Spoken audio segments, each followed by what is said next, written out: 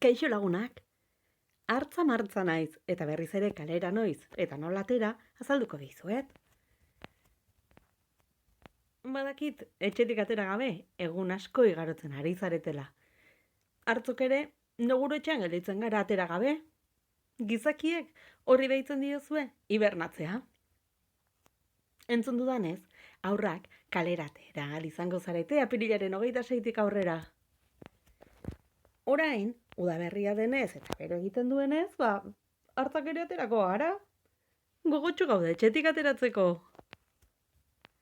Gogoratzen dut, hibernatzen hainbat aste pasa ondoren, nireko bazulotik atera nintzen lehen aldian. Emozio asko sentitu nituen aldi berean. Zuk, ze sentitzen duzu? Poza? Kezka? Tristura? Haserrea? Urduritasuna?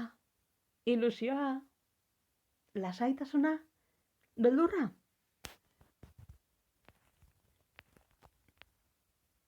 Esan didatenez, kalera ateratzen hasiko zarete pixkanaka.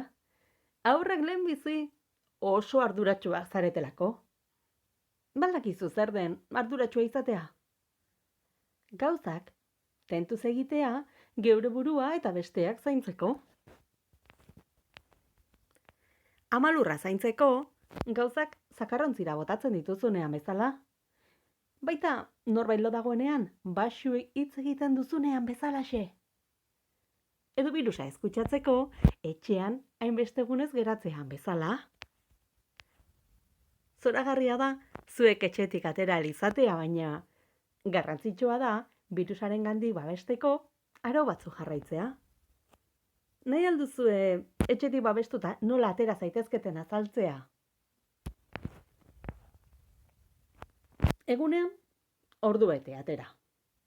Heldu batek lagunduta aterako zara eta garrantzitsua da bere ondoan joatea. Denbora oharkabean ez pasatzeko, zurekin dagoen pertsonak alarma jarriko du etxera itzultzeko ordua denean abisatzeko. Etxera! Beste pertsona batzuekiko distantzia. Beste hor batzuk ikusten badituzu, kaixo! Esan dezakezu. Urrutitik, baina oraindik ezingo gara hurbildu. Gero eta gutxiago falta da elkarrekin jolasteko. Maskarillak. Etxean maskarilla baldin badaukazu, jantzi. Hainbeste txalotzen dituzun osasun langileak bezalakoa izango zara. Nolakoak izango dira irteerak? Zure jostailu gustokoena eraman dezakezu. Bizikletaz edo patinez joan zaitezke. Baina ezingo gara parkera jolastera joan. Eskua garbitu. Etxera heltzean, gogoratu zer den egin behar duzun lehenengo gauza. Eskuak garbitu, dakizun bezain ondo. Animo laguntxo, gogoratu. Egun bat gehiago, egun bat gutxiago da.